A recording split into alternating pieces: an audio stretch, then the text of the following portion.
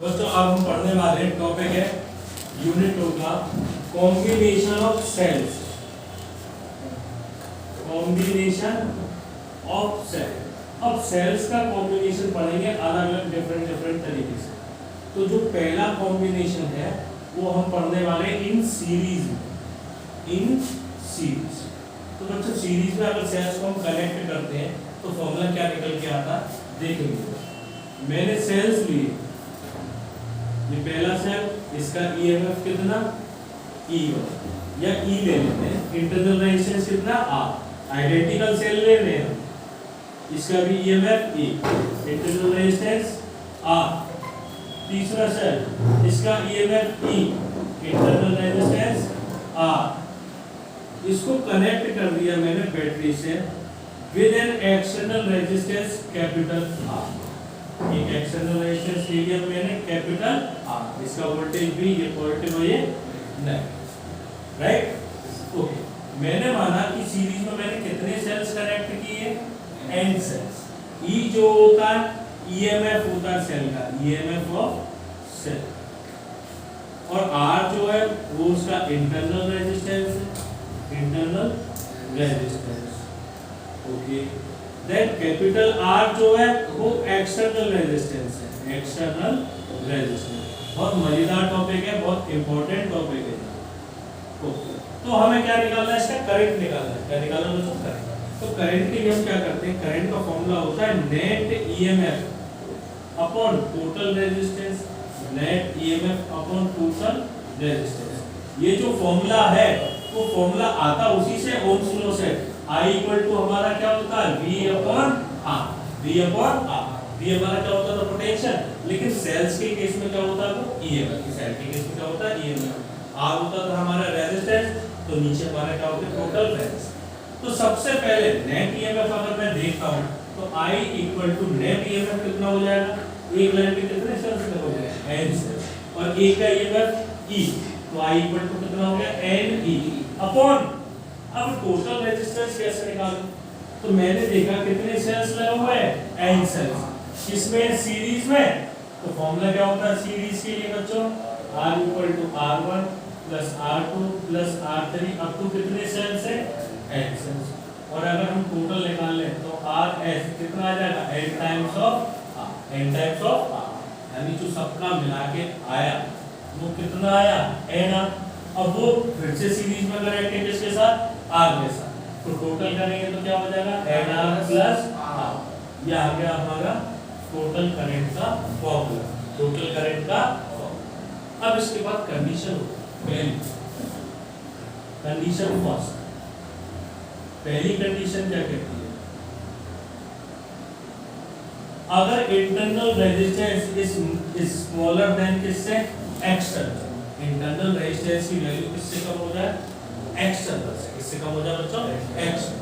तो उस केस में क्या होगा, इसको नेगलेक्ट करेंगे, पुट करते हैं, तो I equal to NE upon क्या आ जाएगा कैपिटल R। सेकंड कंडीशन क्या कहती है, सेकंड कंडीशन कहती है कि अगर एक्सटर्नल रेजिस्टेंस हमारा क्या हो जाए ज्यादा, एक्सटर्नल रेजिस्टेंस हमारा क्या हो जाए ज्यादा हो गया, सॉरी एक्सटर्नल रेजिस्टेंस कम हो गया इंटरनल से, पहले इंटरनल कम था, तो I equal to NE upon R। अब सेकंड कंडीशन कहती है कि इंटरनल ज्यादा हो जाए एज कंपेयर टू इससे एक्सटर्नल से, तो पुट करेंगे उसमें I equal to NE upon कितना NR, n से n cancel, I equal to E upon R, right. Okay, अब इसमें पॉइंट क्या बनता है, सेल्स को हम सीरीज में कब कनेक्ट करेंगे, cells are connected in series only when the value of internal resistance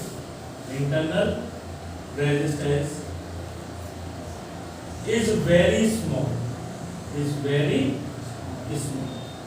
sales को हम सीरीज में कब कनेक्ट करेंगे, जब इंटरनल रेजिस्टेंस क्या हो जाएगा बहुत स्मॉल, इंटरनल रेजिस्टेंस क्या हो जाएगा बच्चों बहुत स्मॉल। सेल्स को हम कब कनेक्ट करेंगे सीरीज में, जब इंटरनल रेजिस्टेंस उसका क्या आ जाएगा बहुत कम, इंटरनल रेजिस्टेंस क्या हो जाएगा उसका कम। अब सेल्स को अगर हम सीरीज में तो कनेक्ट करें, लेकिन इंटरनल रेजिस्टेंस अगर उसका ज्यादा हो गया, इंटरनल रेजिस्टेंस अगर उसका ज्यादा हो गया तो क्या होगा? अगर इंटरनल रेजिस्टेंस ज्यादा हो जाएगा तो देखेंगे इधर सेल्स को जब हमने सीरीज में कनेक्ट किया तो एक्सटर्नल रेजिस्टेंस हमेशा ज्यादा होना चाहिए, तभी हमें टोटल करंट मिलेगा। तभी हमें क्या मिलेगा बच्चों?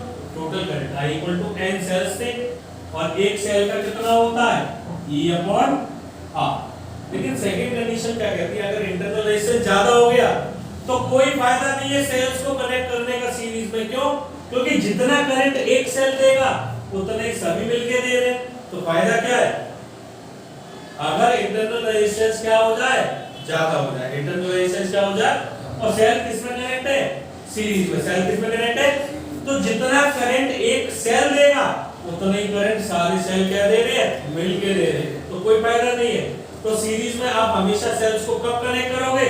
जब इंटरनल रेजिस्टेंस की वैल्यू क्या होगी? कम होगी। इंटरनल रेजिस्टेंस की वैल्यू क्या होगी? Okay, second condition, cells if the value of internal resistance is very high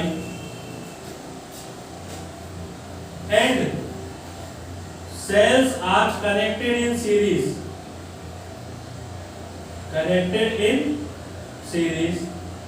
then the current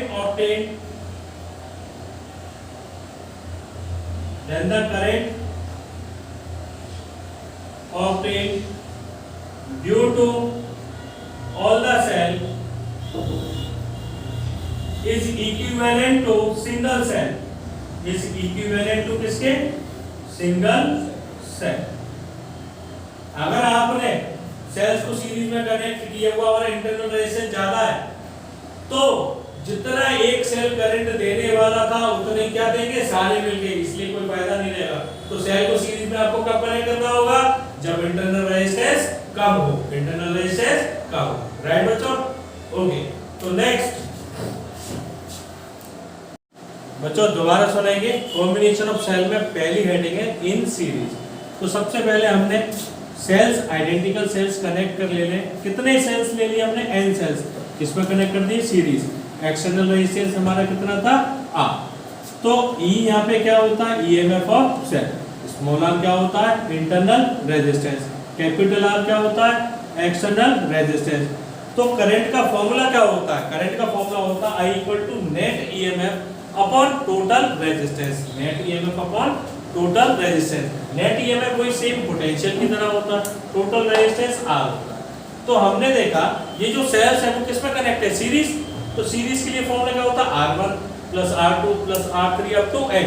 सारे सेल्स एक जैसे, इंटरनल रेजिस्टेंस सेम है, सबका R कितने टाइम्स रिपीट हो रहे हैं? n times of R। यानी जो सबका कॉम्बिनेशन आया वो कितना आ गया? nR। अब ये जो nR है वो इसके साथ भी किसमें? सीरीज। तो वो ऐड हो गया nR + R। और EMF कितना हो गया? n टाइम्स ऑफ कितना? E का। n टाइम्स ऑफ कितना? E। अब इसमें कंडीशन फर्स्ट अराइज होती है, वो कहती है कि अगर इंटरनल रेजिस्टेंस कम हो एज कंपेयर टू किससे? External. As compare to external, तो हमें क्या करना? नेगलेक्ट करना फॉर्मूले में। तो I = NE/R, यानी n सेल्स थे, n सेल्स का टोटल करंट जो मिला हमें कितना हो गया? NE/R। यानी सेल्स को हम कनेक्ट करेंगे सीरीज में कब? जब वैल्यू इंटरनल रेजिस्टेंस की क्या होगी? बहुत कम। जब वैल्यू इंटरनल रेजिस्टेंस की क्या होगी? बहुत कम होगी। अगर इंटरनल रेजिस्टेंस क्या हो जाए? ज्यादा, तो उसे किससे? एक्सटर्नल से। तो R को नेगलेक्ट किया, NE/NR, n से क्या हो गया? n कैंसिल, क्या आ गया? E/R। अगर इंटरनल रेजिस्टेंस की वैल्यू क्या हो? ज्यादा हो, और वो किसमें कनेक्ट है? Cell series. तो जितना करंट हमें मिलेगा सारे सेल के कारण वो किसके बराबर है? सिंगल सेल के। किसके बराबर है? तो कौन सा फायदे में? पहला वाला या दूसरा वाला? पहला वाला। क्यों? क्योंकि दूसरे में घाटा हो रहा है। मैंने 10 सेल लगा दिए लेकिन करंट तो मुझे एक ही सेल का मिल रहा है, तो मैं क्यों कनेक्ट करूं? ऐसा कभी नहीं करूंगा। तो मेन कंडीशन जो हमें याद रखने वाली है वो ये है कि सेल्स को अगर आपने कनेक्ट करना है तो तभी करना जब इंटरनल रेजिस्टेंस क्या हो? कम। अगर इंटरनल रेजिस्टेंस ज्यादा हो तो सेल्स को सीरीज में कनेक्ट नहीं करना, राइट? तो बच्चों अब हम पढ़ने वाले हैं combination of cell in parallel. तो पैरेलल में कैसे कनेक्ट करते हैं और कितना करंट आता है कैलकुलेट करेंगे। तो देखते हैं, चलिए combination of cell in parallel. तो सबसे पहले इसके लिए हम क्या बनाएंगे, एक डायग्राम। क्या बनाएंगे बच्चों, एक डायग्राम। ये हमने एक सेल लिया, इसका इंटरनल रेजिस्टेंस, ये दूसरा सेल लिया, इसका internal resistance.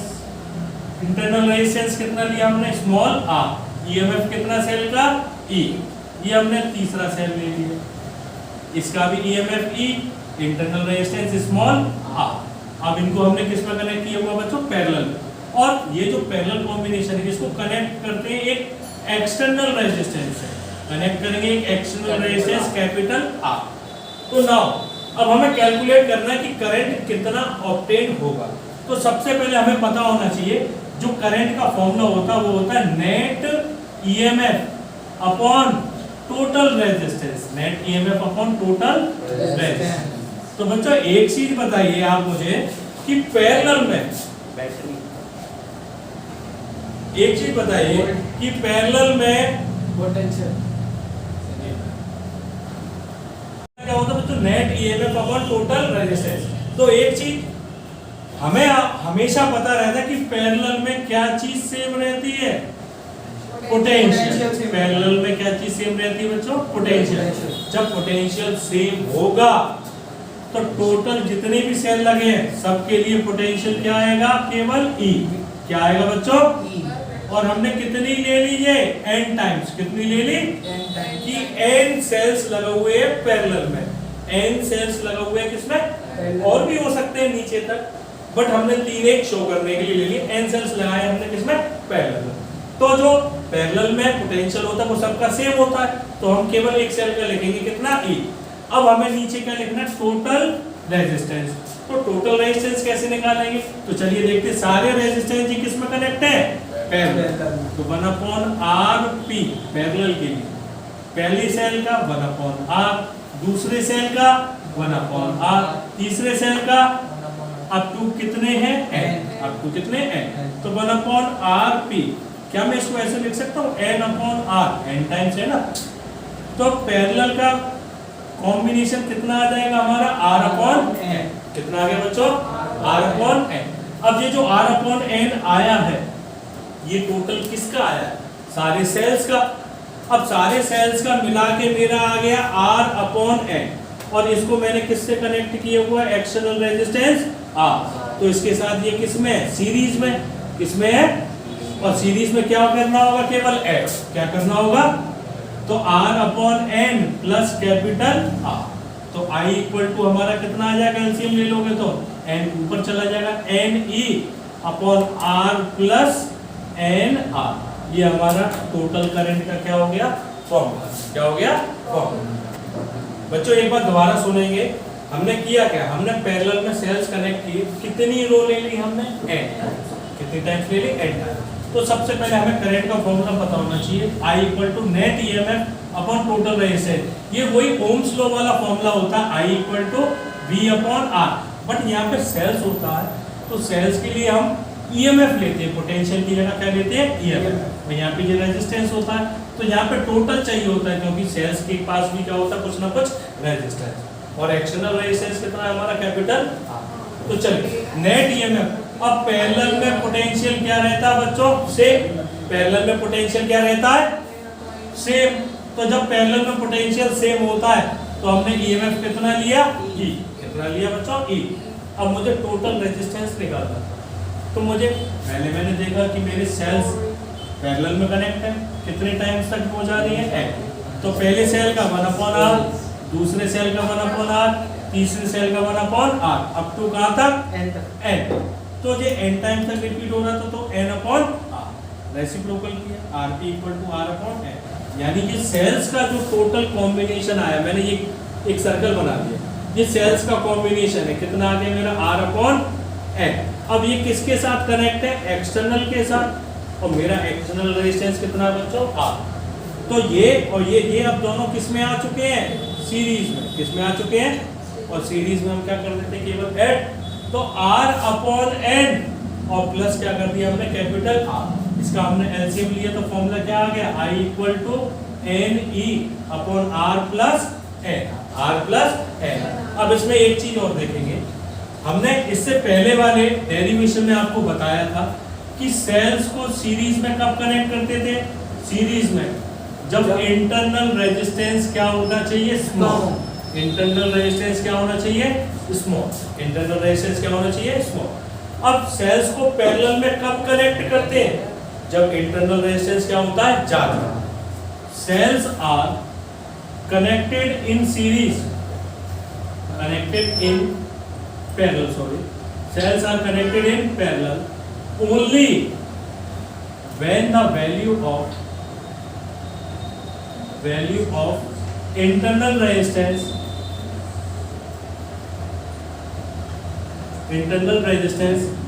is very high, very high ना लेके आप लिखेंगे is greater than external resistance, is greater than external resistance, right बच्चों।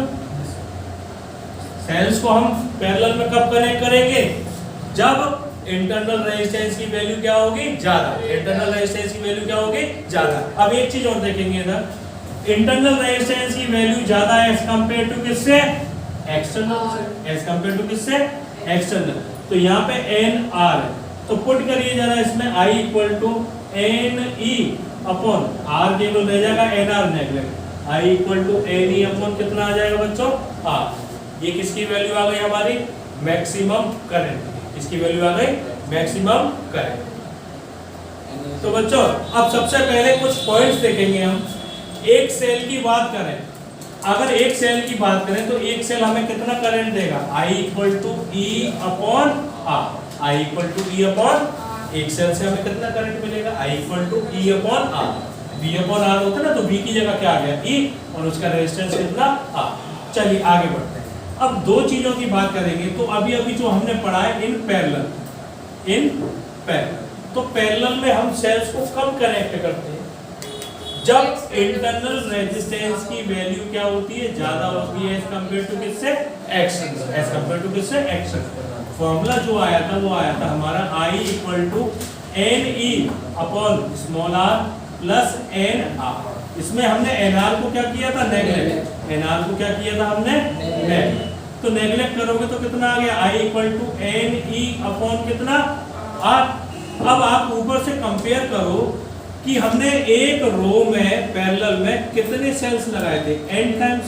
कितने सेल लगाए थे, एक सेल का करंट कितना था, ई अपॉन आर। तो टोटल हमें कितना मिल रहा है, एन ई अपॉन आर। कितना मिल रहा है, एन ई अपॉन आर। यानी इंटरनल रेजिस्टेंस की वैल्यू पैरेलल में क्या होनी चाहिए, ज्यादा। अगर बाय चांस हमसे मिस्टेक हो जाए, if internal resistance is very small and cells are connected in series, अगर इंटरनल रेजिस्टेंस की वैल्यू क्या हो जाए, कम हो जाए, और सेल्स को हम किस में कनेक्ट कर दें, cells are connected in parallel, internal resistance की वैल्यू क्या हो गई, कम, और सेल्स को हमने किस में कनेक्ट कर दिया, पैरेलल। किस में कनेक्ट कर दिया, parallel. Then the current obtained due to all the cell, due to all the cell is equal to current obtained due to one cell। यानी ये कहना चाह रहा है अगर इंटरनल रेजिस्टेंस की वैल्यू कम हो जाए, इंटरनल रेजिस्टेंस की वैल्यू क्या कर दी हमने बच्चों, कम, क्या कर दी, और सेल्स को किस में कनेक्ट किया हुआ है हमने, सीरीज में, वो सॉरी पैरेलल में। सेल्स को किस में कनेक्ट किया हुआ है हमने, पैरेलल में कनेक्ट किया हुआ है, और इंटरनल रेजिस्टेंस की वैल्यू कम है। तो जितना करंट सारे सेल मिलके देंगे उतना ही करंट हमें कौन दे देगा, एक सिंगल सेल। कौन दे देगा, एक सिंगल सेल। तो चलिए फॉर्मूले में पुट करके देखते हैं, I equal to N E upon small R plus N R. अब हमें क्या करना है, आर को यहाँ से क्या करना है, नेगलेक्ट। तो नेगलेक्ट करोगे क्या बचेगा, N E upon N R, N से एन कैंसिल, क्या बचा केवल ई अपॉन आर। और ये जो ई अपॉन आर है ये किसका करंट होता है? एक सेल का। किसका करंट होता है? तो गड़बड़ हो जाएगी।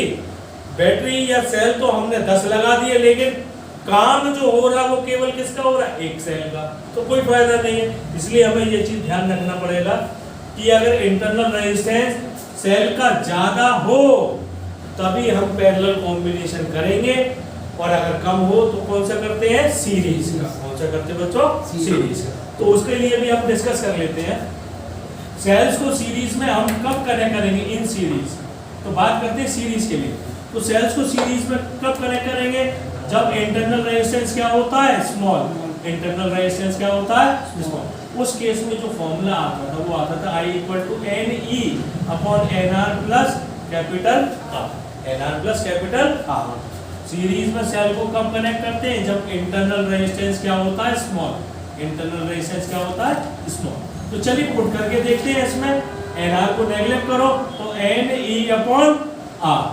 तो E अपॉन R एक सेल का था, हमने N सेल लगाए थे सीरीज में, तो ये हमें क्या मिल गया? उसका टोटल। क्या मिल गया? टोटल। और अगर आपने सेल्स को कनेक्ट किया हुआ सीरीज में और इंटरनल रेजिस्टेंस ज्यादा हो तो वो भी खराब है। अगर इंटरनल रेजिस्टेंस ज्यादा है और सेल सीरीज में कनेक्ट है, फॉर्मूला तो वही रहेगा सीरीज वाला, NR प्लस कैपिटल R। अब इसमें पुट करके देखिए जरा, तो NE NR रखेंगे, ये नेगलेक्ट हो जाएगा। N से N कैंसिल, कितना बचा? E upon R। यानी जो सारे सेल मिलके दे रहे हैं वो कितना दे रहे हैं? E अपॉन R, एक सेल का। तो वो भी क्या है? बेकार। इसलिए हमें सीरीज में कब कनेक्ट करना होगा, बस ये चीज याद रखनी है। एक्सटर्नल की वैल्यू क्या होनी चाहिए? ज्यादा। सीरीज में एक्सटर्नल क्या होना चाहिए? मोर। एक्सटर्नल। और पैरेलल में बात करें तो पैरेलल में इंटरनल रेजिस्टेंस क्या होना चाहिए? मोर। बस ये दो चीज हमें याद रखनी है, हमारे डेरिवेशन समाप्त। आप पढ़ने वाले बच्चों अब mixed combination of cell. Mixed combination of cell का मतलब है इसमें सीरीज भी होगा और पैरेलल भी होगा, यानी series and parallel both. Series and parallel both. तो बच्चों पहले इसका डायग्राम देखेंगे, थोड़ा सा कॉम्प्लिकेटेड सा लगता है बट इजी है, कुछ नहीं है। ये एक सेल, इसका इंटरनल रेजिस्टेंस R। ये दूसरा सेल, इसका इंटरनल रेजिस्टेंस स्मॉल r। ये तीसरा सेल, इंटरनल रेजिस्टेंस इसका भी कितना? Small r। राइट बच्चों? अब एक सीरीज में मैंने कितने सेल लगा लिए? n sales. कितने सेल लगा दिए? n cell. ऐसे एक और बनाते हैं।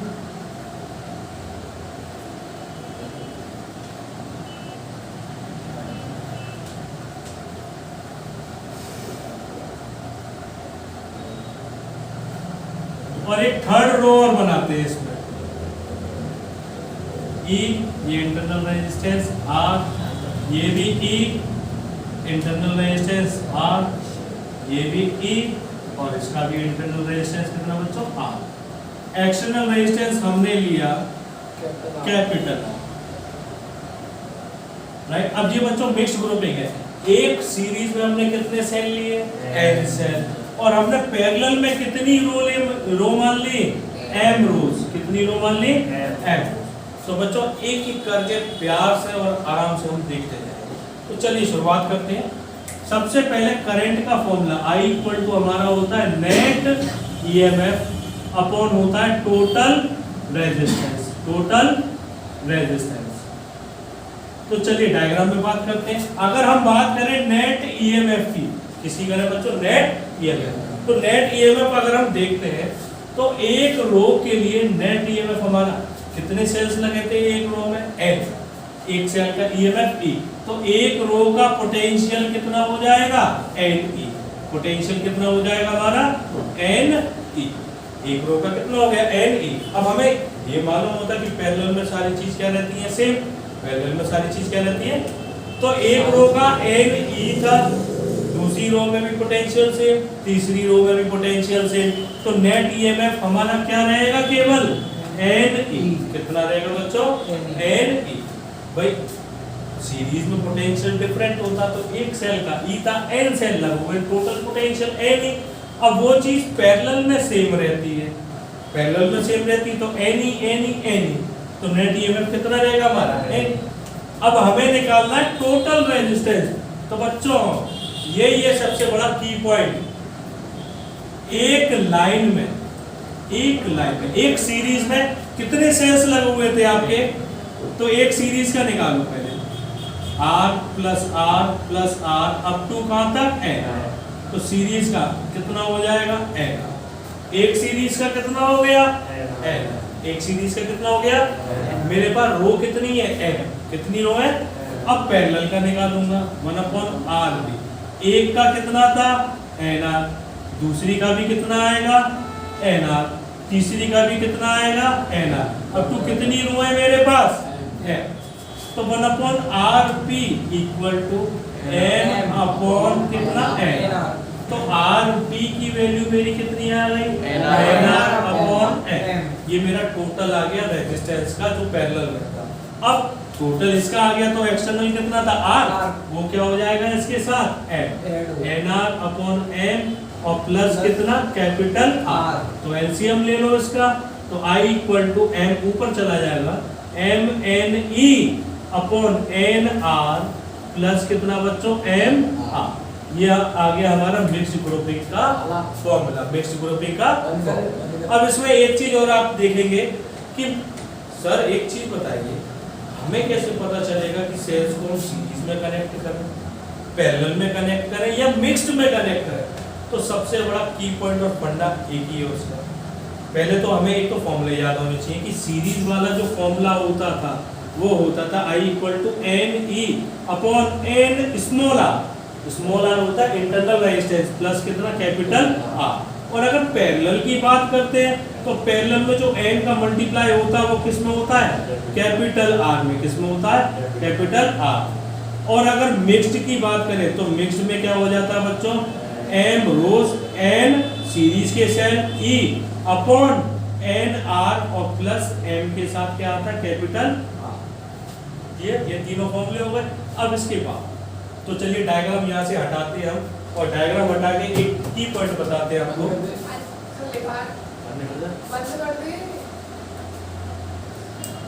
तो बच्चों अब तीनों चीज एक बार देख लेते हैं, सीरीज, पैरेलल और तीसरा है मिक्स्ड। तो सीरीज के लिए हमने क्या पढ़ा था, इंटरनल रेजिस्टेंस की वैल्यू क्या होनी चाहिए कम, इंटरनल रेजिस्टेंस की वैल्यू क्या होनी चाहिए कम। पैरेलल के लिए हमने पढ़ा इंटरनल की वैल्यू क्या होनी चाहिए ज्यादा। लेकिन मिक्स्ड में क्या होता है, इंटरनल और एक्सटर्नल रेजिस्टेंस क्या होने चाहिए इक्वल। मिक्स्ड ग्रुपिंग हम कब प्रेफर करेंगे, जब इंटरनल रेजिस्टेंस और एक्सटर्नल रेजिस्टेंस क्या हो जाएंगे इक्वल। क्या हो जाएंगे इक्वल। मिक्स्ड ग्रुपिंग, ये एक पॉइंट की नोट और डाल देंगे, mixed grouping is preferred only when internal resistance is equal to external resistance। Internal resistance किसके बराबर हो जाए, एक्सटर्नल रेजिस्टेंस के। मिक्स्ड ग्रुपिंग हम कब प्रेफर करेंगे, जब इंटरनल रेजिस्टेंस की वैल्यू बराबर हो जाए किसके, एक्सटर्नल। तो चलिए पुट करके और देख लेते हैं जरा फॉर्मूले में।